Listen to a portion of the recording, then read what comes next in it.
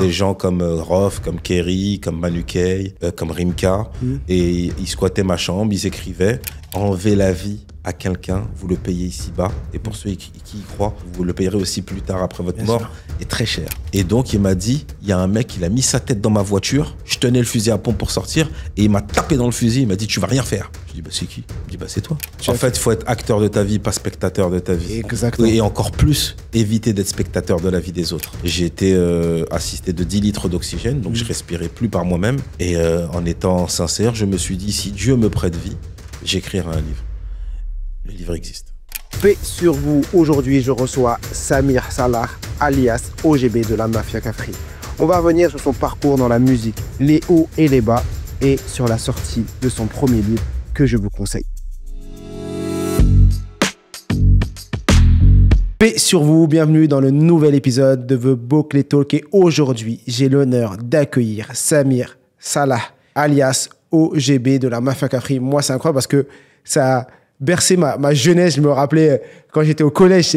Typiquement, c'est vraiment la période pour moi du collège, 6e, 5e, 4e, où j'étais à fond dans le rap. Et bien sûr, c'est ce qui nous a bercé. Et l'écoute de ces musiques-là. Et là, je suis avec toi et je suis vraiment heureux et très content de t'accueillir. Comment tu vas, Samir ? Je vais très bien, je te remercie. Merci pour ton accueil et merci pour cette introduction. Avec grand plaisir, et c'est un honneur, comme je l'ai dit, de t'accueillir ici aujourd'hui et de pouvoir parler avec toi, parler de ton parcours, parler par où tu es passé et surtout parler de ton livre, parce que tu fais partie du cercle fermé des auteurs, parce que tu faisais partie des artistes, des chanteurs, et aujourd'hui tu es auteur. J'en parle maintenant, mais on en reparlera après, parce que je vous invite vraiment à aller vous procurer son livre. J'ai eu la chance de le lire et j'ai adoré son parcours, et surtout il revient sur des moments de sa vie, des hauts, des bas, et c'est très percutant. Donc le livre, c'est « Je suis venu me dire ».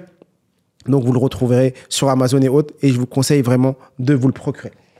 Avant de rentrer, surtout pour rentrer dans le vif du sujet, donc on te connaît par ton pseudo OGB, par Mafia Cafri, mais quand tu étais jeune, tu voulais déjà être rappeur, tu t'es dit, comment tu t'es mis dans le rap et pourquoi tu as fait du rap ? Je me suis mis dans le rap en l'écoutant, à outrance. Notamment le rap, j'étais autant West Coast que East Coast. Et j'ai commencé DJ. D'accord. J'ai eu une chambre très tard, vers mes 16 ans.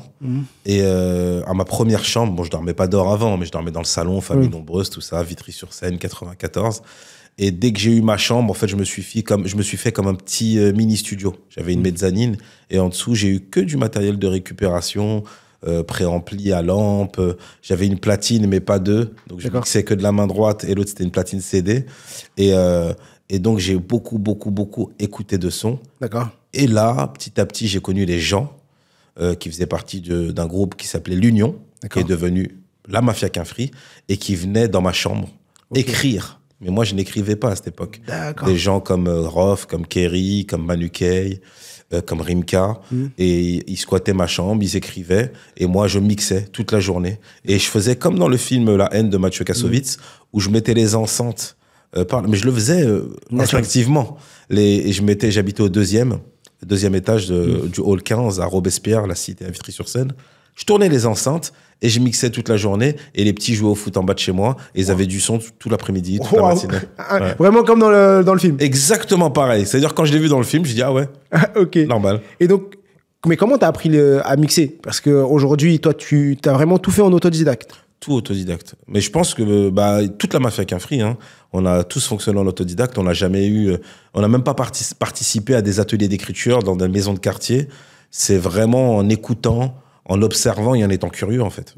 Et comment t'es passé du gars qui mixe dans sa chambre à intégrer et même la création d'un groupe et à en faire quasiment votre métier pendant une période ? Alors, le premier groupe que j'ai eu s'appelait les Low Ground. Qui veut dire les bas-fonds, c'est les premiers noms américains, début années 90, avec un espagnol hispanique qui s'appelle TY, et l'autre qu'on appelait leur bac, qui s'appelle Pascal. Donc on était trois. Déjà, on était pour le melting pot. C'est-à-dire, on se disait, on est trois origines différentes, on se trouvait bien représentatif de la banlieue et de ce mot qu'a inventé Soprano, la cosmopolitanie. Et on s'est dit, franchement, il y a de quoi faire un groupe. Viens, on essaye d'écrire. Et c'est plus eux qui m'ont donné envie de quitter un peu les platines pour écrire. Les premiers concerts que j'ai faits, j'étais au platine et au micro. Je balançais le son et j'allais rapper. Ouais. La polyvalence, je connais. Ah bah de toute façon, quand tu commences, t'es obligé d'être polyvalent. T'es partout, tu fais tout et t'as pas le choix d'être partout. Ouais, exactement. Donc, t'as créé ton premier groupe. Oui. Ça s'est lancé comment? C'est quoi le parcours? C'est quoi l'ascension? Parce que pour les personnes qui nous écoutent et qui se disent, bah, aujourd'hui, moi aussi, j'ai envie d'être rappeur. Enfin, même si c'est plus la même génération, mais autre, mais par où tu passes pour te dire, pour en arriver à créer Mafia Cafri? Le plus simplement possible, déjà avec le logo, on cherchait des instrus sur Internet et on posait dessus. En fait, à l'époque, c'était pas Internet, c'était plus des cassettes, des trucs qu'on enregistrait, qui passaient à la radio. Des fois, il y avait des bouts d'instrumental comme ça qui traînait à la fin d'un morceau qui passait à la radio, on enregistrait et on posait sur ce bout. J'ai même envie de te dire, au début, on rappait sur les paroles des Américains, tellement on aimait bien l'instru et que l'instru était introuvable. Ouais, mais après, quand j'ai eu des platines, bah, j'achetais beaucoup de vinyles où dans les faces B, il y avait des instrus. C'est comme ça, je pense qu'on a commencé à rapper en prenant des instrus. Ensuite, la Mafia Cafri, c'est vraiment une histoire magique, quasi hollywoodienne. C'est un jour, on est en 1995, Théâtre Jean Vilar, à Vitry-sur-Seine. Je suis avec mon groupe, c'est notre première représentation. Là, il y a tous les jeunes motivés de Vitry et des alentours, Orly et Choisy-le-Roi du 94, qui sont là dans le théâtre pour faire un concert. Et là, on fait notre premier concert. Et dans les coulisses de ce concert, je rencontre les gens de la Mafia Cafri, qui s'appelait l'Union, qui s'appelait pas encore Mafia Cafri. Et bizarrement, il y a ce déclic de TY, un des membres du groupe, qui me dit, c'est bizarre, quand je vois ces gens, on dirait un prolongement de toi, dans ton attitude, dans ta manière de penser, dans ta manière même de parler et de rapper. Et c'est comme ça. Et c'est comme ça que tout d'un coup, bah, j'ai pu rencontrer Mokobé, Mokobé du 113, qui m'a présenté les autres. Et petit à petit, bah, je me suis, on va dire dans un premier temps, rapproché de la partie vitriote, des mecs de Vitry-sur-Seine, de la Mafia Cafri. Ok. Et tu abordes, dans ton livre, tu parles à un moment de ce début à la Mafia Cafri. Et moi, on a tous des surnoms quand on est rappeur. OGB, ça vient de quoi? Parce que j'ai pas envie d'en dire trop. On va parler de ton livre, on va parler de certaines anecdotes, mais il faut que tu laisses les gens découvrir le livre. Parce que si on dit tout ce qu'il y a dans le livre, mais on va parler de certaines choses. Mais exemple, pourquoi OGB? Ça, c'est du professionnalisme. Parce que des fois, on a tendance à vouloir bien faire. Et quand quelqu'un a aimé un livre, hein, c'est même pas... il a tendance à le raconter dans son entièreté, finalement. Bah non, sinon, après, les gens, ils lisent plus le livre. Après, on va quand même parler de certaines petites choses. Oui, mais c'est normal. C'est normal. Je suis là pour ça. On va pas tout raconter. Alors, OGB. Mon premier surnom, c'était OG, mais plus OJ. D'accord. En français, qui voulait dire Original Juice. D'accord. Par rapport à l'énergie, tout ça. Après, c'est devenu OG. OG, donc le G d'ailleurs ça se dit OGB. Et les gens qui m'ont connu un petit peu après m'appellent OGB. Mais alors que ça se dit OGB. Parce qu'à l'époque, c'était des noms comme Kerry James. Voilà, c'était des noms américains qui n'avaient rien à voir avec nos prénoms. Bien sûr. Donc OGB voulait dire, dans un premier temps, c'était dû à la ressemblance avec un acteur rappeur qui s'appelle Ice Cube, par rapport à mon sourcil levé. Et c'était dû à ma ressemblance avec lui. Et dans un film qui s'appelle Boys in the Hood, quand il est petit, dans la version française, on l'appelle Gradubid. D'accord. La première signification, c'était original Gradubid. D'accord. Comme c'était pas Gradubid et que c'était pas un truc, moi je m'en fichais, j'étais ventripotent, un peu plus qu'aujourd'hui même. Et donc c'est Kerry qui a ramené, il a dit non, t'es pas Gradubid, t'es l'original Gradubid. Et là, on a gardé le OGB, voilà, qui est devenu vite l'original gros bonhomme. Et après, des fois, c'était l'original grosse baffe. Ça dépendait de mon humeur dans le ghetto. D'accord, de ton humeur du moment, ok. Il fallait pas être là quand c'était original gros baffe. L'OG baffe, l'OG blédard. Mais ce qui est resté aujourd'hui, même jusqu'à Wikipédia, c'est l'original gros bonhomme. D'accord, ok. Et je veux revenir sur ce passage. Donc, tu rejoins la mafia, du moins, tu te rapproches de cette équipe-là. Et pour des jeunes comme vous à l'époque, créer ce collectif avec autant d'engouement, comment tu vis ça? Comment tu vis le succès à l'époque? Quand je dis le succès... C'est vrai que notre premier succès, on peut appeler ça un succès, c'est d'être ensemble et de se sentir intouchable.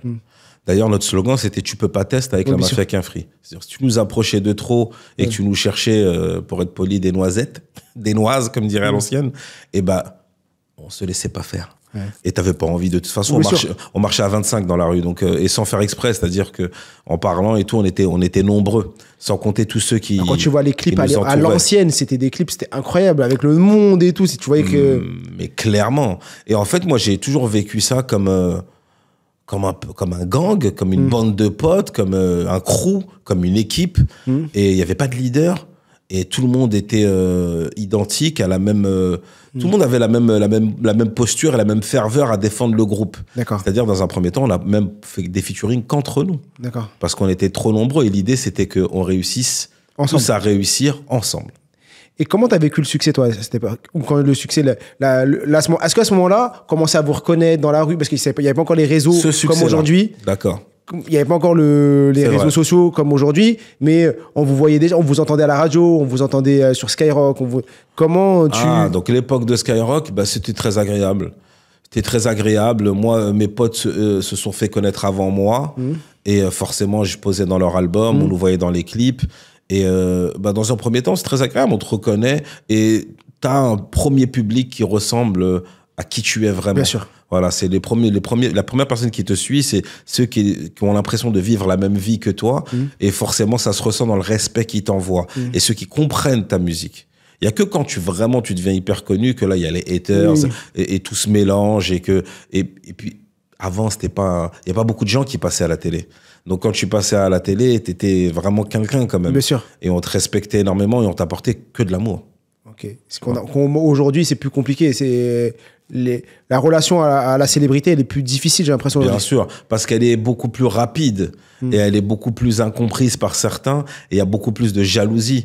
Et malheureusement, il y a aussi, j'ai tendance à dire, la plus mauvaise chose qu'il faut faire, c'est se comparer.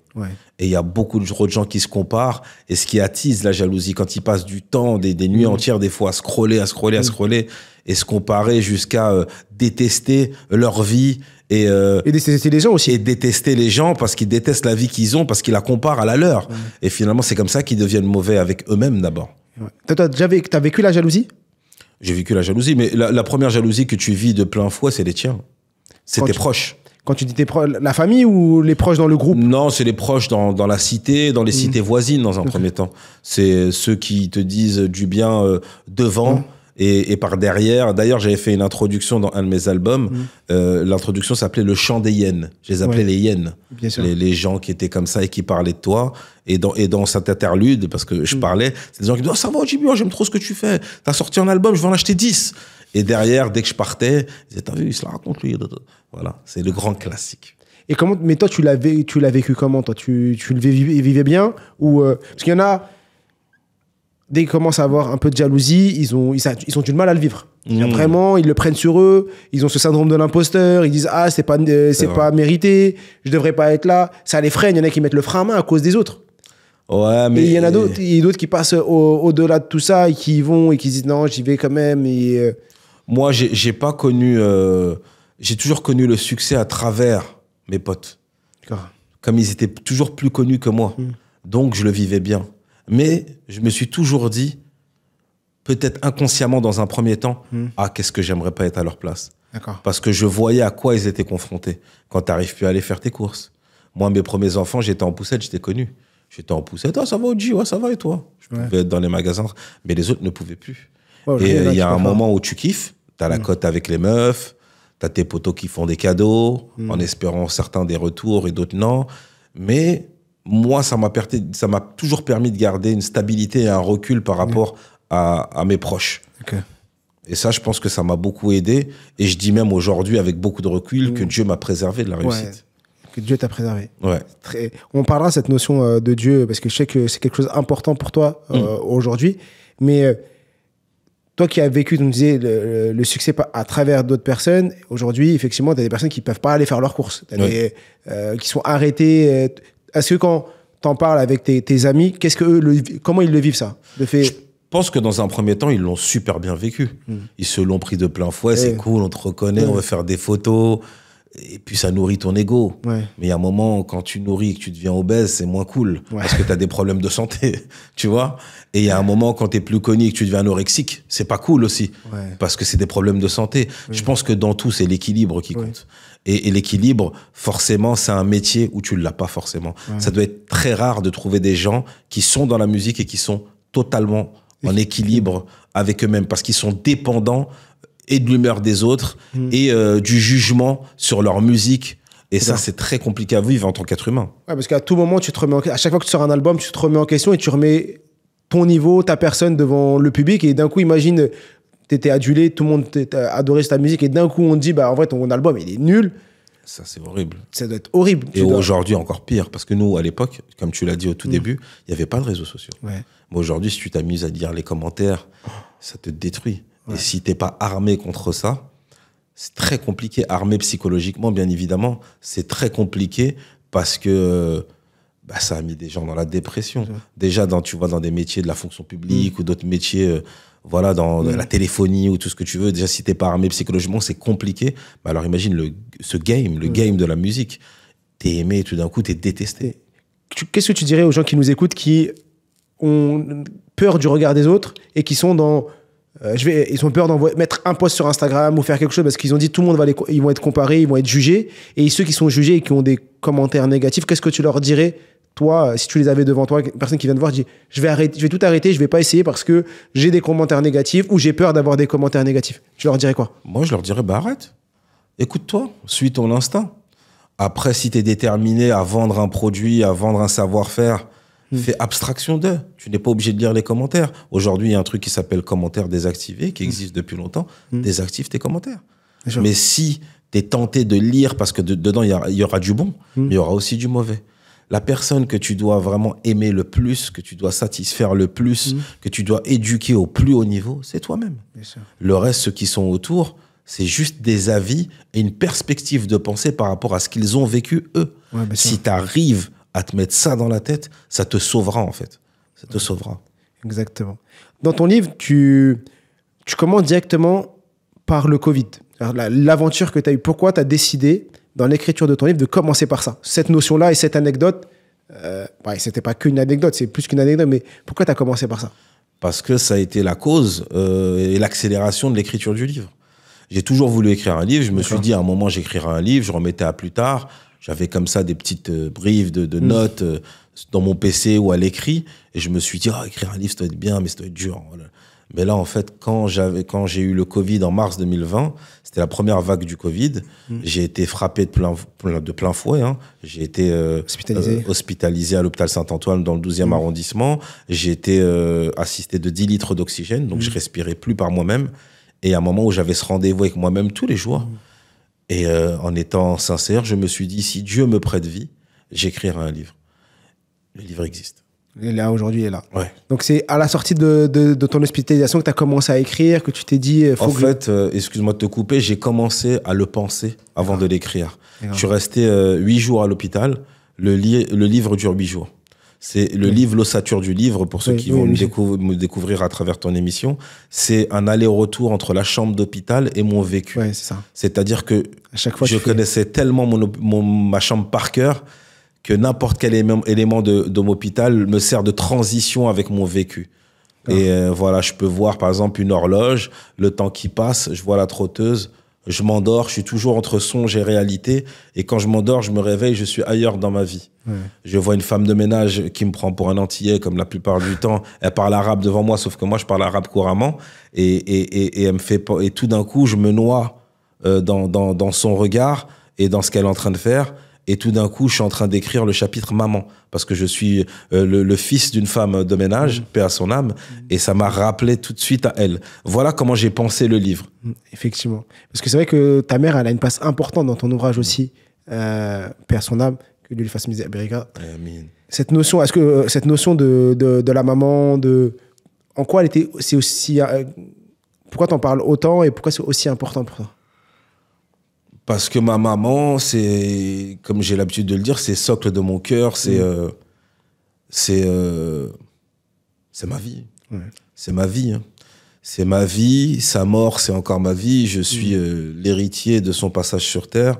de son éducation et je me dois, ainsi qu'à mon père, d'apporter la preuve de son existence. Aujourd'hui, elle n'est plus là, moi je suis là. Je serai son fils jusqu'à la mort et même après. Et j'aspire à la rejoindre là où elle est. Et j'espère que là où elle est très heureuse. Et ma maman se devait d'avoir son chapitre dans ce livre. C'était clair, net et précis. Elle est décédée quand j'avais 24 ans. Quand elle est décédée à 24 ans, on est très jeune. Et en 24 ans de vie, elle m'a apporté beaucoup d'amour. Elle m'a, à travers ses actions, son vécu et sa manière de penser, et ben elle m'a éduqué comme à devenir un futur homme que je suis. Et avant de partir, elle savait qu'elle allait partir, alors qu'il n'y a rien à part un léger problème de santé qui s'est accéléré. Et quand elle me disait qu'elle allait partir, j'en parle dans le livre, mes premières réactions sont très violentes. Oui, bien sûr. Envers moi-même, bien sûr. Et voilà, mais elle a eu le temps de me témoigner tout l'amour qu'elle avait pour moi avant de partir. Et c'est beaucoup de gens, c'est une fois qu'ils sont partis, que là on se dit mais j'ai perdu du temps, j'aurais dû, on est dans les regrets, dans les remords, en disant qu'on aurait dû faire autre chose, autrement, différemment. Si tu avais un héritage que ta mère t'a laissé, en termes de paroles, ce serait quoi que tu voudrais partager, que tu veux partager en disant que ce serait quoi?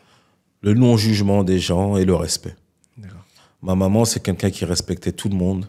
C'est quelqu'un qui a aidé énormément de gens sans même se retourner. C'est-à-dire ce qu'elle donnait, elle oubliait qu'elle l'avait donné et je pense que ça vient d'elle. Aujourd'hui, j'ai des témoignages. J'ai fait 1600 concerts dans ma vie en 30 ans de carrière. J'ai eu beaucoup de témoignages de gens que j'ai aidés. Il y a 10 ans, il y a 20 ans, il y a 25 ans, et j'ai complètement oublié les personnes. J'ai oublié même l'action que j'ai faite. Et il y a des gens, ils m'ont dit, grâce à toi, j'ai eu mon premier boulot, tu m'as aidé à écrire mon CV. Mais tu t'en rappelles pas, non? Il y a des gens qui m'ont dit, je vais t'en raconter une, qui est assez dure. Un membre de la mafia Quinfri s'embrouille avec un mec. On arrive à Caen. On est jeunes. Oui, c'est vrai. On est jeunes, il y a une embrouille, donc il se donne rendez-vous avec le mec avec qui il s'est embrouillé. Nous, forcément, c'est qui, c'est où? On y va. On y va, on arrive à la cité. Déjà, on joue dans cette cité le soir même. Mais on commence par régler une embrouille le midi même. Il n'y a que la mafia Quinfri qui peut faire ça. C'est-à-dire, on va nous voir, on est annoncés comme des stars dans la ville, mais nous, on va d'abord régler une histoire d'un des membres. Parce que tu peux pas tester avec la mafia Quinfri. Donc, on va dans la cité. Et c'est un réalisateur aujourd'hui. Le mec que je te parle, il est devenu réalisateur, il a réalisé des clips pour moi. Wow. Et c'est fou parce que c'est lui qui m'a raconté. Et il m'a dit, tu te rappelles la première fois qu'on s'est vu? J'ai dit non. Bref, on va dans l'embrouille, je reviens dans l'histoire. Et lui, ce jour-là, on lui a donné un fusil à pompe. Il m'a dit, j'avais jamais tiré au fusil à pompe. On lui a juste dit, mets bien ton pied en arrière parce que quand ça envoie, ça envoie. Mais il était dans sa voiture avec le fusil à pompe à canon scié près de lui, à sa droite. Il m'a dit, on voulait pas passer pour des baltringues. Donc on m'a dit, dès que la mafia Quinfri arrive, parce qu'on savait que vous arrivez, tu tires dans le tas de loin pour faire peur. Il n'a pas du tout le profil de... Mais il n'y a pas de profil. Il n'y a pas de profil, il n'y a pas de profil en réalité. Et donc il m'a dit, il y a un mec, il a mis sa tête dans ma voiture, je tenais le fusil à pompe pour sortir, et il m'a tapé dans le fusil, il m'a dit, tu vas rien faire. Je dis, bah c'est qui? Il dit, bah c'est toi. Je dis, bah arrête de te foutre de ma gueule, c'est pas moi. Tu t'inventes des histoires. Il m'a dit, je te jure, Oji, mes amis m'appellent Oji. Il m'a dit, je te jure, Oji, t'as tapé dans le fusil à pompe, j'ai plus osé le retoucher, et tu m'as grondé comme un daron. Tu m'as dit, plus jamais tu touches à ça. T'allais faire quoi avec ça? T'es prêt à tuer des gens, toi? Non. Et j'ai pu toucher, il m'a dit, ça m'a peut-être sauvé la vie ce jour-là. Bien sûr, et ça a sauvé la vie de plusieurs personnes, de sa vie, parce qu'il aurait fini en prison. Et exactement, et il aurait pu blesser quelqu'un, ou même tuer. Et aujourd'hui, on a fait 3 clips ensemble. Waouh. Comme quoi? Dédicace à toi. Ouais, dédicace à cette personne. Dédicace à cette personne. Incroyable. En parlant de ça, moi, ça me tue. Après, bon, je me rappelle quand on était jeunes, on a tous fait des bagarres de cité. Moi, j'ai grandi à Saint-Ouen dans le 93. Quand j'étais au collège, qu'il y avait des descentes, des personnes d'autres quartiers qui venaient. Il y a toujours eu des bagarres, il y a toujours eu ces choses-là. Mais à l'époque, je sais pas si dire qu'il y avait un respect, mais ça venait peut-être avec une batte, un bâton, un truc. Mais aujourd'hui, pour un sourire, un truc, ils peuvent tirer. La notion de vie n'a plus de valeur. Je sais pas si toi, parce que avec ton recul, comment tu vois les choses et... J'ai forcément des choses à dire, Mohamed, sur ça. Tu te doutes, hein, t'as un bon client pour ça. Moi, je suis un papa depuis longtemps. Je suis un fils, je suis un frère, je suis un oncle. Je suis un homme. Je suis le fils de ma mère, fils de mon père. Et si j'ai bien quelque chose à dire aux gens qui pensent qu'une arme, c'est rien, enlever la vie à quelqu'un, vous le payez ici-bas. Et pour ceux qui y croient, vous le payerez aussi plus tard après votre mort. Et très cher. L'addition, elle est salée. Elle est salée de fou. Et j'ai envie de vous dire, enlever la vie ou blesser ou rendre handicapé quelqu'un, c'est quelque chose que vous ne pouvez pas vous en remettre. Donc n'essayez même pas de mettre un pas sur ce chemin qui va vous embarquer. Vous allez faire des choses pour des gens qui vous oublieront vite. C'est ça. Malgré que vous ayez fait ça pour eux, ils vous oublieront vite parce qu'ils n'auront pas envie de faire, ils n'ont jamais eu envie de faire ce que vous avez fait pour eux. C'est ça le pire. Et vous l'avez fait peut-être par amour, par loyauté, par fidélité. Faites attention à ce que vous faites par amour, par loyauté et par fidélité. Faites les choses pour vous. Parce que quand vous êtes dans la merde, vous êtes seul. C'est vrai que quand il n'y a plus personne. Quand les problèmes arrivent, tout le monde part et t'es fini et t'es tout seul. Et t'as que ta maman. Et là, ta maman, elle sera là tout le temps pour toi. C'est-à-dire que quoi que tu fasses, même si quoi que tu fasses, elle sera là pour te soutenir. Mais toutes les autres personnes, on peut même dire ta femme, il n'y a que la maman qui est là pour te soutenir vraiment quand tu as la plus grosse galère de ta vie. Et la maman et le papa aussi, mais surtout la maman. Tu sais, c'est super vrai ce que tu dis. Et j'ai un truc qui va appuyer ces dires-là. Et c'est un ancien qui m'a dit ça un jour. J'aimais bien les couteaux. J'avais toujours un couteau sur moi. Pour moi, un homme, il avait un petit couteau. Pas forcément un gros couteau. Un jour, il m'a dit, tu sais, lui, il faisait de la sécu. Il m'a dit, tu sais, Samir, tu marches avec un couteau. Souvent, les flics, ils me le prenaient, ils le mettaient contre leur main. C'était en catégorie 1, arme blanche, tout ça. Il ne faut pas que ça dépasse la paume de ta main, sinon c'est considéré comme une arme d'une autre catégorie. Il m'a dit, Samir, tu sais, t'aimes bien les couteaux. Bon, en vérité, le couteau, il m'a dit, le jour où tu vas te bagarrer avec quelqu'un, tu peux te battre avec quelqu'un et tu fais tomber ton couteau. Et cette personne, par peur, va utiliser ton couteau contre toi. Mais à la base, elle n'a pas de couteau, cette personne. Mais elle va l'utiliser parce qu'elle va comprendre que toi, tu l'aurais utilisé contre elle. Alors que si vous avez vos mains, vous ferez du mal, certes, mais pas autant qu'avec un couteau. J'ai plus eu de couteau. C'est vrai qu'avec l'adrénaline, toi, tu as été conscient parce que tu l'as tous les jours. Avec l'adrénaline, la personne, elle ne sait pas ce qu'elle va faire et elle peut finir très, très mal. Voilà. Bon, c'était la partie. Faites attention à vous, prenez soin de vous, aimez-vous. Effectivement. Après, là, c'est plus il y a beaucoup de mamans qui nous écoutent et c'est pour ça qu'il y a un grand hommage pour les mamans. Dans ton livre, on va encore aborder une notion de ton livre. C'est cette notion, la relation avec Kerry. James, t'en parles beaucoup et même tout à l'heure, tu t'en parlais un peu. Cette relation, elle a maintenant, 20 ans? Ou 25 ans même. 25 ans. Comment on garde les liens en 25 ans comme ça avec... et pourquoi elle est aussi importante pour ça, cette relation? La relation que j'ai avec Kerry James, elle est tellement naturelle. Je pense que il a tendance à le dire et j'ai tendance aussi à le dire sans même s'en parler. Un vrai ami, tu n'as pas besoin de le voir tous les jours. Un vrai ami, tu le vois pas, tu le revois un an après. T'as l'impression que tu l'as jamais lâché. C'est les mêmes mécanismes, les mêmes automatismes, le même respect, les mêmes choses qui nous font rire. On rigole de choses, on a une complicité où on ricane, comme si on avait 15 ans, aujourd'hui à plus de 40 ans. Parce que c'est ces mêmes réflexes de respect. Et je pense que je me suis jamais, moi, embrouillé avec Kerry, c'est jamais embrouillé avec moi. Et on a été plein de fois en désaccord. Quand tu arrives dans l'amitié à être en désaccord sans monter dans les tours, il est là le respect. Et en gros, désaccord sur des sujets qui te tiennent à cœur, dans lesquels tu es têtu, tu serais têtu avec ta propre femme des fois. Mais avec ton pote, tu vas savoir te mesurer parce que vous avez instauré un respect mutuel qui vous permet de pas monter dans les tours de la colère. Et ça, c'est... Je pense que c'est ça qui fait la magie c'est le respect. Et Kerry James, c'est un mec qui a écrit beaucoup de choses. C'est un grand artiste. Il a écrit beaucoup de choses que j'aurais pu dire de la même manière ou que j'aurais abordé d'une manière différente, mais avec la même thématique. Donc, on a traversé les mêmes peines, les mêmes souffrances, les mêmes joies, le même bonheur. Vous venez du même endroit? On vient du même endroit et du même milieu. Et je pense qu'on a aussi on a des choses identiques dans la manière dont on a été éduqué. La maman a joué un grand rôle dans nos vies. Le papa absent. Voilà. Je comprends. Tu devais apporter un objet, donc tu as apporté ton livre dans l'objet. Si tu avais une chose à dire aux gens qui sont là, qui nous écoutent sur ton livre, ce serait quoi?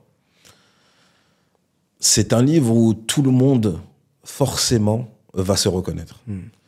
Pourquoi? Parce que je suis un homme avant d'être un artiste. Et forcément, le jour où j'ai écrit... J'étais pas voué à écrire un livre. Bien sûr. Moi, j'écrivais des chansons. Le jour où j'ai écrit ce livre, je l'ai écrit avec mon âme. J'ai tendance à le dire ça parce que j'étais souffrant. Quand tu es souffrant et que tu as rendez-vous avec toi-même tous les jours, tu es le plus honnête avec toi-même. C'est pour ça que je l'ai appelé « Je suis venu me dire ». Et je pense que tout le monde va avoir envie de se dire des choses une fois qui va lire ce livre. Je parle à cœur ouvert d'amour, d'amitié, de déception, mais aussi de joie et de gratitude. Et ce livre, ça sera ma plus grande fierté et je pense que je le défendrai toute ma vie. Ma plus grande fierté, en tout cas, d'objet littéraire, parce que quand je voyais ce que je faisais à l'école en français et qu'aujourd'hui j'arrive à écrire un livre que je me suis entêté à écrire seul, donc j'ai mis 3 ans à l'écrire, là où j'aurais pu l'écrire en 6 mois avec des prêts de plumes, mais j'ai pas voulu. Mais par contre, il y a une chose que je me suis, entre guillemets, offert et que j'ai eu la chance de rencontrer 2 belles âmes, c'est je voulais qu'il soit compris par la sensibilité autant féminine que masculine. C'est-à-dire que je le faisais lire. À partir de 8 mois d'écriture, j'ai rencontré les bonnes personnes pour faire court, qui ont fait que j'ai accéléré dans l'écriture juste parce que j'avais un avis et du recul. Bien sûr. Et ça m'a sauvé dans l'écriture. Et ce livre n'existerait pas sans eux. Et donc je les salue. Le fait d'avoir un soutien, ça t'a aidé à avancer? Ouais. Parce que moi, j'ai été le soutien de beaucoup de gens. C'est pour ça que j'ai tendance à dire que j'ai été victime de mon altruisme. C'est que j'ai aidé beaucoup de gens. Et j'ai pas perdu mon temps, mais j'ai donné beaucoup de mon temps. Et tout le monde sait qu'en tant qu'être humain, que la chose qui a la plus de valeur dans ce monde, pour tout le monde, c'est le temps. Effectivement. Et le temps, quand tu le donnes, tu ne le rattrapes pas. Et souvent, les personnes à qui tu as donné ton temps prennent le temps pour eux. Tu vois? Moi, j'ai une phrase que je dis toujours, celui qui donne doit mettre des limites, parce que celui qui prend n'en mettra jamais. Cette phrase, elle résonne souvent en moi quand je vois que je suis en train de donner, et surtout avec des personnes autour de moi. Je les vois, ils donnent, et après, il ne faut pas dire qu'ils se plaignent, mais ils ne font pas les choses pour eux. Ouais. Et à la fin, ils arrivent sur « je me plains ». Et je me dis, mais c'est ta faute. Quand je leur dis ça, pourquoi je dis c'est ta faute, c'est toi qui n'as pas su mettre tes limites. Tu dois les mettre, parce que quand une personne, tu lui donnes, elle en profite. Elle va pas te dire, plus tu donnes. C'est comme un enfant, tu donnes un bonbon, il en veut 2, il en veut 3, il en veut 4. Quand tu vas dire non, stop, c'est fini, il va pleurer. Il va pas... Mais non, t'aurais dû l'arrêter Et donc, celui qui donne doit mettre des limites, parce que celui qui prend n'en mettra jamais. Après. Et, excuse-moi, c'est pour ça, attention, ce n'est jamais une plainte de mon côté. Oui, non, ce n'est jamais une plainte de mon côté, parce que moi, j'ai donné sans regret. Aujourd'hui, j'ai de la gratitude pour ça. C'est ce que j'allais te dire juste après. J'allais rebondir et t'as super bien rebondi sur ça. J'allais te poser la question, est-ce qu'aujourd'hui, toi, avec le recul, t'es heureux d'avoir donné autant? Oui. C'est exactement, et t'as rebondi avec... Tu sais pourquoi? Parce que ma maman donnait, mon papa donnait. Bien sûr. On est connus pour la même chose parce que c'est dans mes gènes et que ça vient même de mes ancêtres. Bien sûr. Et aujourd'hui, je lis des livres où carrément on dit que les choses que tu fais viennent de tes ancêtres, viennent de tellement loin que toi, tu crois que tu l'as inventé, cette chose-là, alors qu'en vérité, certaines personnes qui ont vécu il y a très longtemps et qui viennent, et tu viens de leur gène, ont traversé les mêmes choses. Et il y a pas de... Moi, j'ai pas de regrets. J'ai pas de regrets parce que ceux à qui... Il y a certains de gens à qui j'ai donné du temps...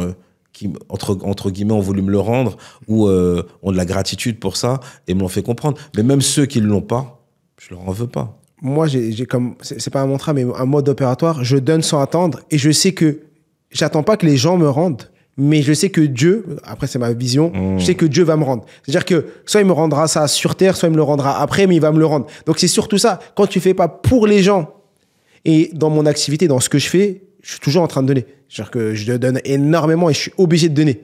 Parce que c'est comme ça et c'est pour ça aussi que je fais ça, ce que je fais aujourd'hui. Et j'ai la chance d'allier un métier que j'aime, j'adore ce que je fais, et en même temps, c'est un métier qui aide d'autres personnes, donc c'est super, vraiment gratifiant.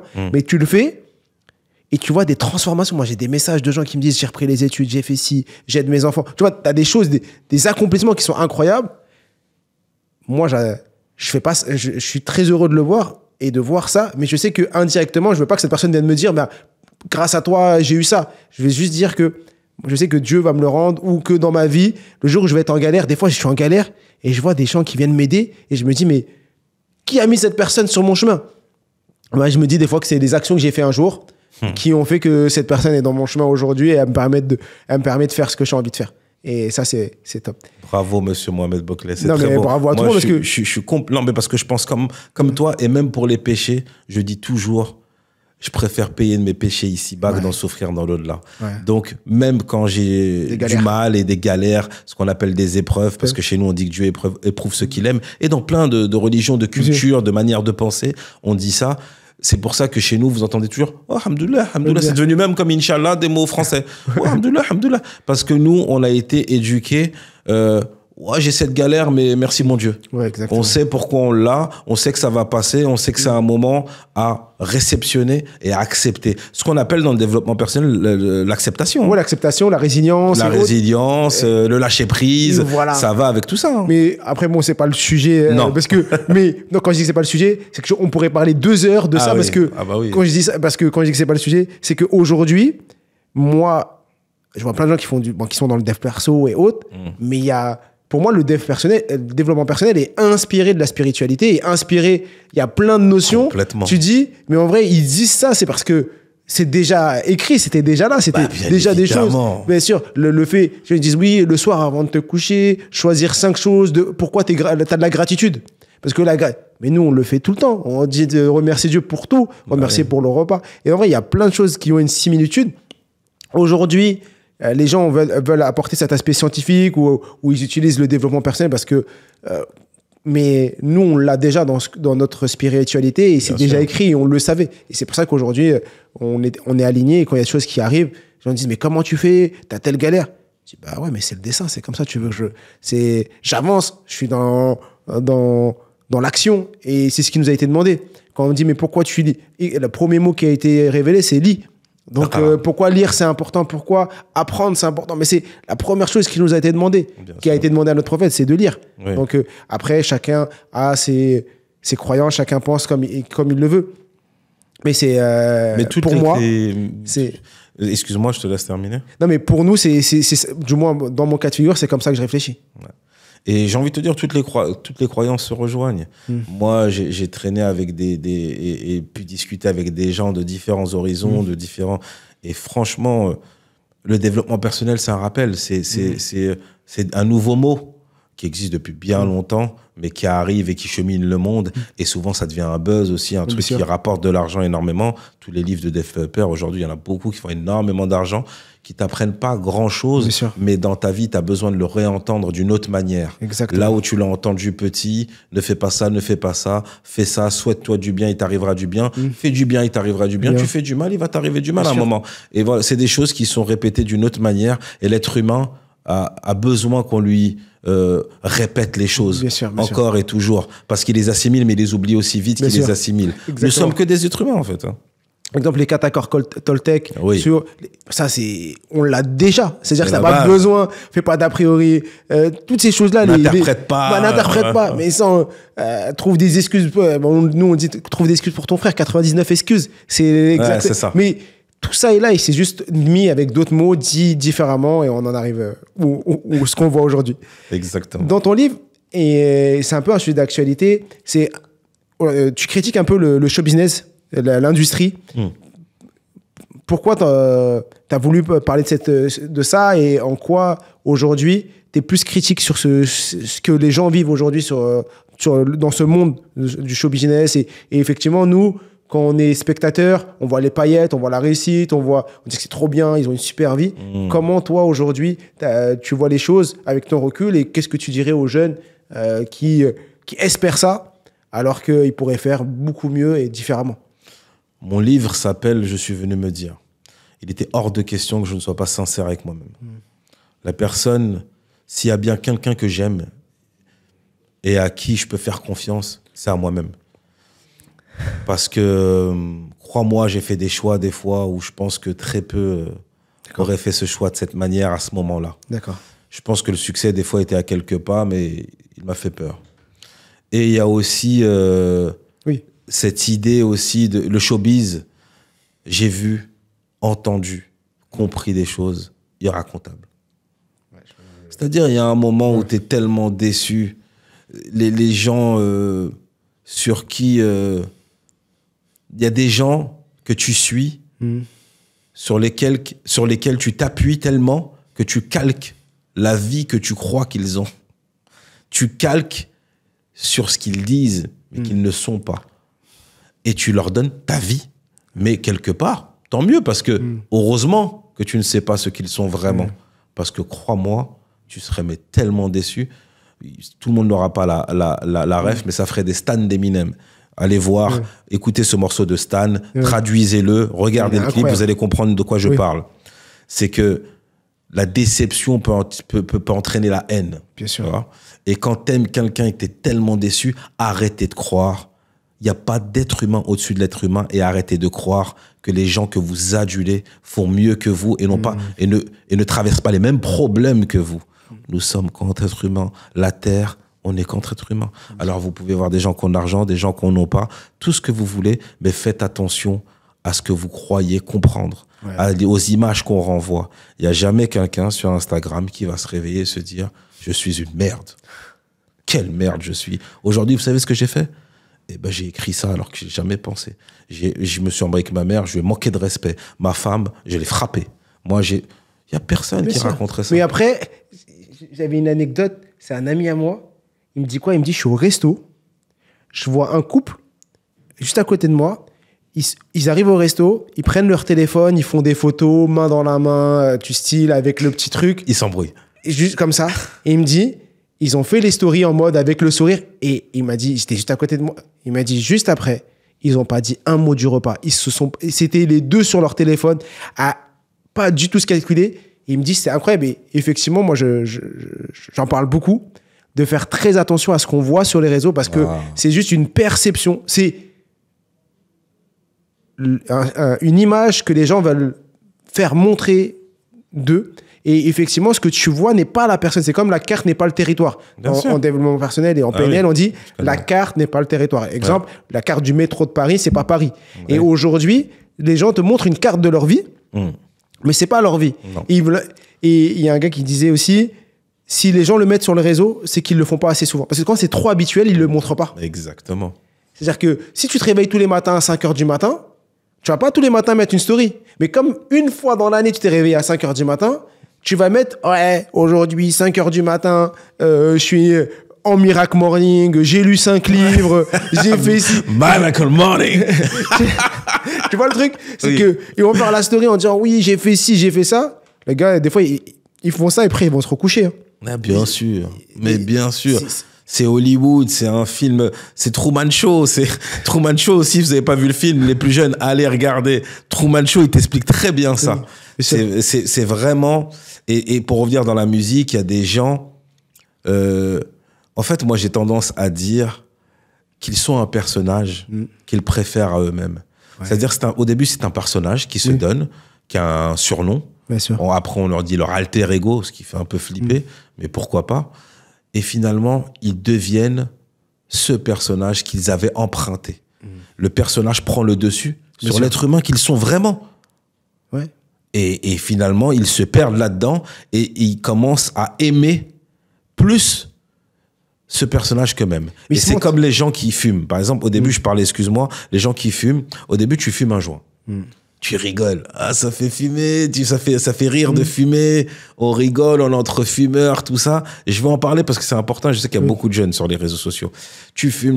Moi, j'ai fumé, hein. Tu fumes, c'est cool. Après, tu traînes qu'avec des fumeurs. Voilà, tu fumes.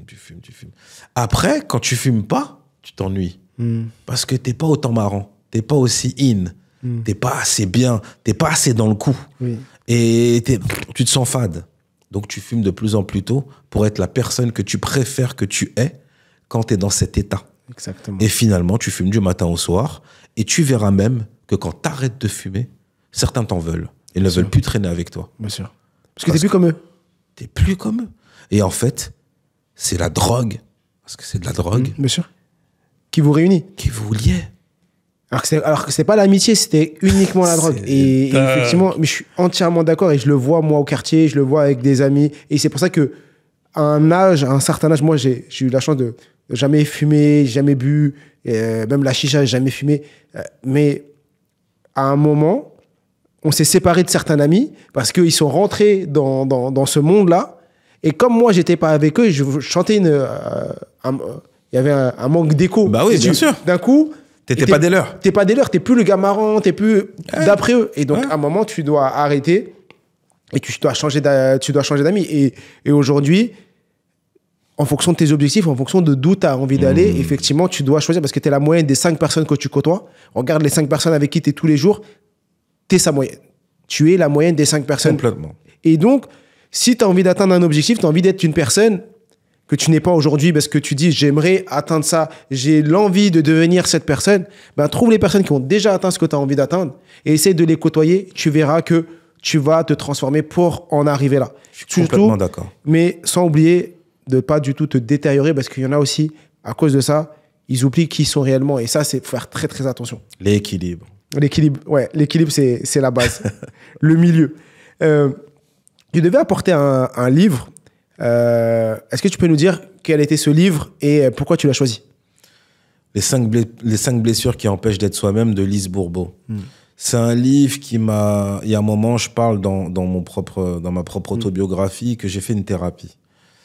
J'ai rencontré une coach de vie et jamais par le fruit du hasard parce que j'en avais besoin et elle se devait d'être présente dans mon cheminement au moment où je l'ai rencontrée. Cette femme faisait des thérapies que pour les femmes. Okay. Donc elle avait un groupe sur Facebook de 350 femmes et quand elle m'a rencontré, elle a vu dans l'état dans lequel j'étais. Moi, je sortais très bizarrement d'une déception amoureuse, une fin d'amour, d'une relation. Et d'habitude, j'ai vécu ça dans ma vie. Mais celle-là m'avait mis dans un état beaucoup plus dévastatrice, dans un état dévastateur parce que, je sais pas, à un moment de ma vie, là où c'est apparu, ça m'a anéanti parce que ça m'a réouvert toutes mes anciennes blessures. Ouais. Et c'est là où j'ai tendance à dire que je me suis laissé submerger, j'ai réouvert mes cicatrices et je me suis laissé tomber. Mais pour mieux remonter à la surface. Et donc, cette femme m'a dit, écoute, je suis en binôme avec une nana qui fait de la PNL, reprogrammation cérébrale. Ouais. Elle me dit, si elle t'accepte, parce que c'est un appartement où on a nos laboratoires, enfin on a nos bureaux et tout, donc si elle t'accepte, je veux bien. Elle m'a laissé comme ça, j'attendais, elle m'a accepté. Parce qu'elle avait ressenti quelque chose en moi, quelque chose de féminin. Derrière ma carapace virile d'homme, j'ai un taux de féminité élevé. Pourquoi? Aujourd'hui, je le sais. Forcément, l'héritage de ma maman. Bien sûr. J'ai grandi avec 2 grandes sœurs. Mes deux premiers enfants sont 2 filles. Donc, il y a un moment où j'ai le respect de la femme et je l'ai toujours eu. Toujours. Il n'y a pas une femme qui peut dire que... Oui, bien sûr. J'ai toujours eu, c'est pas tout le monde qui peut le dire, mais j'ai toujours eu. Il y a eu des désaccords, des désententes, mais j'ai toujours eu. Et cette femme, j'étais tellement réceptif à sa thérapie qu'en 6 mois, j'ai appris ce qu'on apprend en 2 ans et demi. Et c'est elle qui me l'a dit. Et moi, je voulais encore. Moi, pour moi, c'était comme les gens qui découvrent la religion et ils sont trop dedans et après ils sont là, ils sont plus du tout pareils. Tu leur parles de non, me parle pas, toi. Moi, je suis comme ça, toi, t'es comme ça. Et après, ils redescendent petit à petit, mais équilibre encore. Donc, moi, j'étais comme un toxico de l'apprentissage de mettre des mots MOTS sur des mots MAUX parce que j'avais pas grandi là-dedans. Moi, c'était va jouer au foot, tiens, mange un truc, ça va aller mieux. Arrête de faire la... Ouais, voilà, va prendre une douche, arrête. Tu crois que je faisais comment, moi, toi, à ton âge? Que des trucs comme ça. Et après, la PNL aussi. Donc, c'est quelque chose qui m'a énormément aidé. Je sais pas si je me suis éloigné de ta Non, tu question. me disais, on parlait de ton livre, pourquoi tu as choisi ton livre, et tu m'as dit les 5 blessures, et après, Bon, t'es voilà. parti. Et pour revenir à Lise Bourbeau, c'est vrai, merci pour ce rappel, c'est que cette coach de vie qui s'appelle Safia m'a conseillé ce livre, et quand j'allais dans son bureau, il y avait une photo de Lise Bourbeau avec elle, comme ça. D'accord. Et en fait, elle a fait la formation de Lise Bourbeau, et pour s'offrir cette formation avec cette autrice, thérapeute, qui est canadienne, et ben, elle a vendu sa voiture.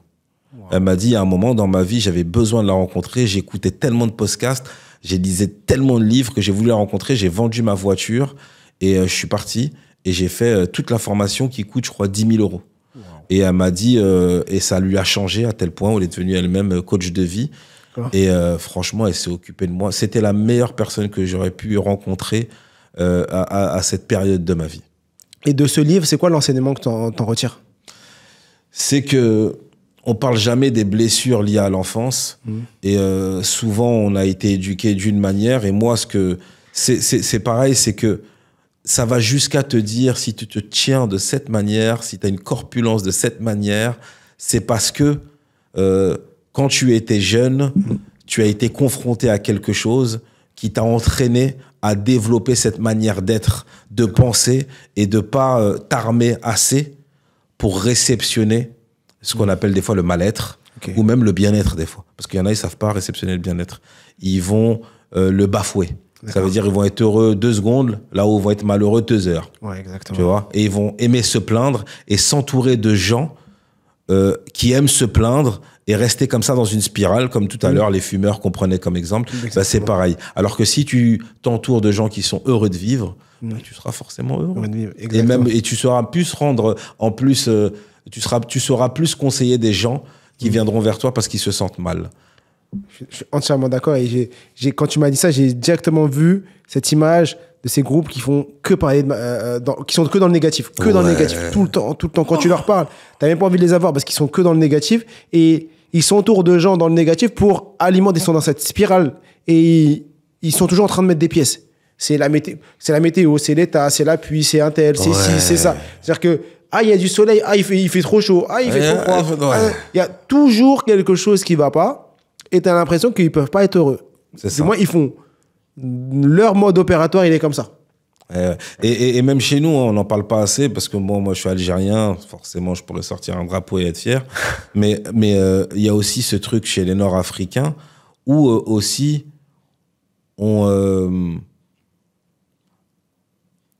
souvent, on en fait trop sur plein de choses. Ouais, il faut savoir se l'avouer. On en fait trop. Oh là là, t'as eu ça, tu sais. Les mamans du bled, elles vont te faire flipper si t'es pas prêt, si t'as pas de recul et si c'est pas ta mère. Je dis, qu'est-ce que j'ai fait? Qu'est-ce qu'il y a? Je vais mourir. Attends, je meurs tout de suite. Tu vois ce que je veux dire? Elles vont faire, qu'est-ce que t'as? T'es malade, mon faisceau. Qu'est-ce que, t'as maigri, ça va pas. Viens avec moi, t'as fait quelque chose. Et ça cultive des angoisses. Exactement. Le pire, juste une anecdote, mais le pire, c'est quoi? C'est quand t'as des mamans qui se rencontrent et en vrai, c'est l'escalade vers le bas. Ça, j'ai mal au dos. Moi, j'ai mal au truc. Et après, quand on a fini, mais pourquoi tu dis ça? Non, c'est contre la haine. Tu sais, parce que si je lui dis que tout va bien, elle va me porter l'œil. Donc, vaut mieux que je dise... et des fois, ma femme, parce que ma femme, elle est d'origine française. D'accord. Et elle me dit, t'es pas Marseillais des fois, parce que ça m'arrive pas de faire ça. On est ensemble, Marseille. Je suis pas comme ça, mais exemple, je vais dire un truc et je vais exagérer un peu. Et je sais pas, je pense que je prends ça de mes origines, ou des fois sur un truc, je vais dire ouais, je sais pas, j'ai pas d'exemple, mais je sais que j'ai tendance des fois à exagérer un peu sur certaines notions. Elle me dit non mais arrête Mohamed. Après je dis non mais t'as raison, c'est vrai, t'as raison. L'équilibre, Mohamed. T'as vu, même moi des fois je me soigne et je on travaille. En a besoin, on a toujours besoin de se rappeler que, mais c'est vrai que franchement, voilà ce qu'on retiendra vous pourrez mettre en commentaire l'équilibre. Exactement. Parce que franchement, ça peut te sauver, Ouais, exactement, je suis entièrement d'accord. Il y avait quelques petites questions à te poser. C'est plus un jeu que j'aime bien faire avec les personnes que j'invite ici. Je vais te donner des questions très simples et toi, ta mission, c'est juste d'y répondre au tac au tac. pas sans forcément réfléchir. Exemple, la personne qui t'inspire le plus. Ma mère. Super. Quel est ton plus gros défaut? L'impatience. Pourquoi l'impatience? Je suis pas mal impatient. Des fois, j'attire les choses vers moi, mais des fois, quand ça n'arrive pas, ça peut m'énerver. J'ai envie, si j'ai envie de quelque chose, je vais tout faire pour le faire. Et si ça arrive pas tout de suite, j'ai appris à être patient, parce que la patience est une vertu, certes. Mais là, au tac, je me dis que je suis encore des fois trop impatient et que je dois travailler sur ça. D'accord. Quel est ton humoriste préféré? Du tac au tac, c'est compliqué. Là, tout de suite, je vais penser à des mecs comme Ramzy, Eric Judor, qui pourraient me faire rire des heures. Et là, j'aime bien un YouTuber, comment il s'appelle? Il me fait rire parce qu'il est lui-même, Loris. Ah. Ouais, je sais pas, c'est un Italien, il est simple, il est lui, et il a fait on dirait un mec timide qui a su surmonter sa timidité en développant ses propres carences.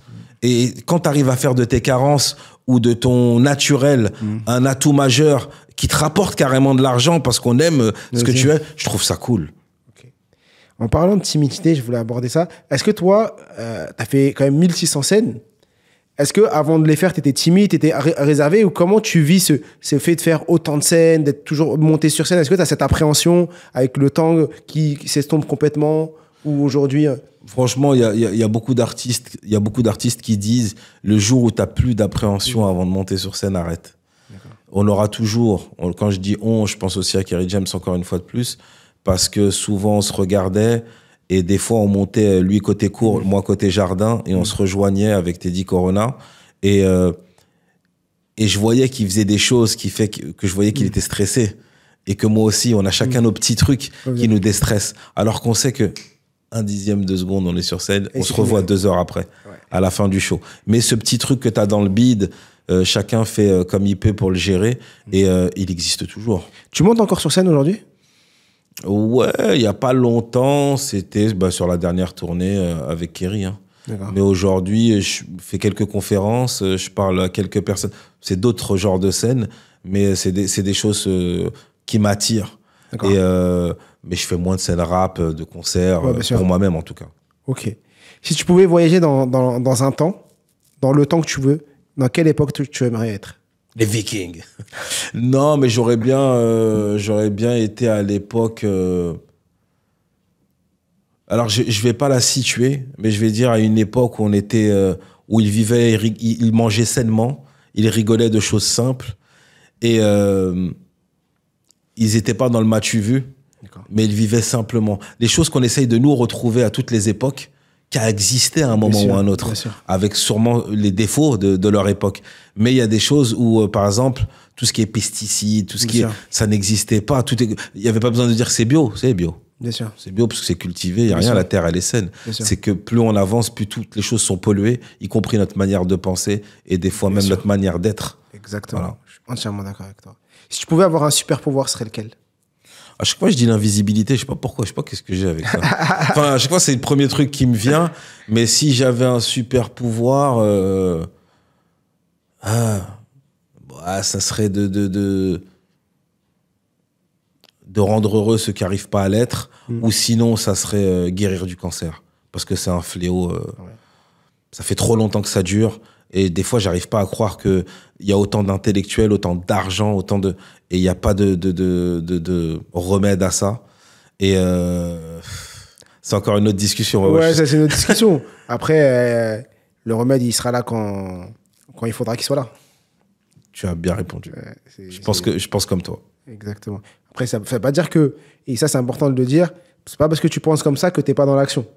Moi, je suis important parce que souvent, on va avoir des personnes qui vont penser comme ça et qui vont être dans l'inaction. C'est l'exemple. Et je fais rien, de toute façon, j'aurai ce que je dois avoir.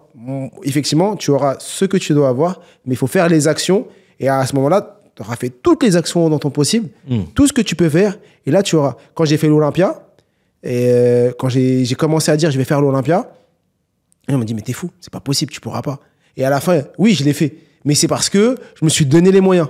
Et si je m'étais donné les moyens et qu'à la fin on m'avait dit non, je l'avais pas fait, ou que j'avais pas rempli la salle, je me dis mais au moins j'ai fait ce que j'avais à faire. Tu vois, c'est ces deux choses qu'il faut avoir en tête. C'est j'ai ce qu'il me faut, ce qui est écrit, mais en même temps, je suis toujours dans l'action. Dans l'action. Et après, en fait, il faut être acteur de ta vie, pas spectateur de ta vie. Exactement. Et encore plus, éviter d'être spectateur de la vie des autres. Ouais. Parce qu'il faut s'influencer. On peut être spectateur de la vie des autres à petite dose, avec équilibre toujours, parce que beaucoup de gens sont influents. Je pense que tu as aidé plein de gens, tu as eu beaucoup de retours grâce à ce qu'ils ont entendu de toi et de ta propre expérience. Et on a ce point commun où j'ai la chance d'avoir beaucoup de retours de ce que j'ai pu dire ou faire à un moment de ma vie. Ça, c'est une chance. Mais devenez votre Mohamed Bouclet, devenez votre OGB, devenez vous-même. Soyez vous-même. Et nous, on aimerait s'inspirer de vous aussi. Exactement. Quelle est ta citation préférée?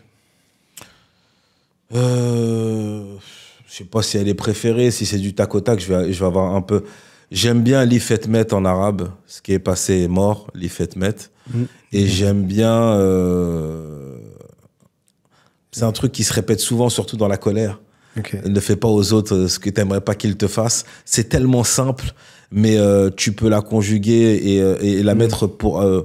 tu peux la servir sur plein de choses différentes. Et finalement... tu peux aussi faire aux autres ce que tu aimerais qu'ils te fassent. Exactement. Je suis entièrement d'accord. J'avais demandé de choisir une musique. Je vais mettre un passage de la musique et tu m'expliqueras pourquoi tu as choisi. Je suis venu te dire que je m'en vais. Et tes larmes n'y pourront rien changer. Comme dit si bien Verlaine, au vent mauvais. Oh là là là. Je suis venu te dire que je m'en vais. Tu te souviens des jours anciens et tu pleures. Tu suffoques, tu blémis à présent. Tu casses les veines. Je t'ai vu kiffer pendant l'écoute. Pourquoi cette musique? Tu sais, tout y est. La voix, la présence de la voix. Il n'y a pas de bac, il n'y a pas de... C'est sa voix. Il la chante d'un trait. Il pense ce qu'il dit. La musique, la mélodie, triste, qui vient te chercher, qui est lancinante comme ça. Tout y est. Et l'écriture, le fond. Il y a autant le fond que la forme. Gainsbourg, il avait ce truc d'assumer tout ce qu'il disait. Il assumait qui il était dans ses failles, dans ses choses. Je ne suis pas d'accord avec tout ce qu'il a pu dire, mais bizarrement, il me faisait penser à mon père. Alors, c'est pas physiquement, forcément, même s'ils avaient le même ensemble en jean. Je sais pas, il y a un ensemble en jean que moi, j'ai vu dans des photos, et il était souvent en ensemble en jean, Gainsbourg. Bon, et il aimait beaucoup Gainsbourg, et ma belle-mère, Jane Birkin. Donc, pour le coup, ils écoutaient beaucoup, ils m'ont dit il y a pas longtemps. Après, ce livre a servi aussi, et je vais le dire, et ça sera une petite virgule, ce livre a servi à ce que, aujourd'hui, j'ai pu avoir des discussions avec mon père que je n'aurais jamais eu sans l'existence de ce livre. C'est là où on voit le pouvoir des mots et de l'écriture. C'est un truc de malade.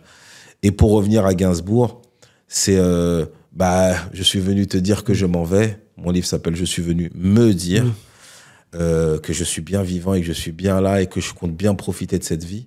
Mais c'est un morceau qui me touche énormément. Et forcément... j'ai failli appeler mon livre « Je suis venu vous dire », une fois de plus, victime de mon altruisme. Mais je me suis dit, non. C'est de l'introspection. C'est à moi que je parle. Et je vous invite à être spectateur de ce que j'ai pu me dire. Et forcément, vous allez vous retrouver dans plein de choses que j'ai pu me dire parce qu'on est juste des êtres humains qui occupons cette terre commune. Exactement. On arrive sur la fin de l'épisode. Et j'aime bien finir l'épisode avec... une question qui est très simple. Si tu avais aujourd'hui un héritage à laisser à tes proches, qui est une phrase, une parole, qu'est-ce que tu aimerais leur dire? Si j'avais un héritage à laisser, c'est... n'attendez pas des autres ce que vous pouvez vous apporter vous-même. Aimez-vous. Vivez votre vie. Vivez pas celle des autres. Et croyez en vous. N'attendez pas qu'on croie en vous. La vie passe vite. Profitez-en, vivez pleinement. La vie est magnifique, elle est belle. Et si on a la chance de la vivre, vivons-la pleinement et aidons-nous, avançons. Pensons à ceux qui souffrent, mais pas que. Effectivement. Merci Samir. Merci Mohamed. pour ce moment, pour cette heure passée à tes côtés. Elle est passée... On a passé une heure là? On a passé une heure. Incroyable. C'est passé super vite. vous invite tous, bien sûr, à nous mettre en commentaire ce que vous avez pensé de l'épisode, de le partager à vos proches, à vos amis, à tous ceux qui vous sont chers. Bien sûr, allez vous procurer ce livre. Je suis venu me dire. On le retrouve sur Amazon et je vous invite vraiment à vous le procurer. Je vous le conseille, les yeux fermés. À vous de jouer. Et comme je dis toujours, je suis tué. Nous sommes tous illimités. Aïe.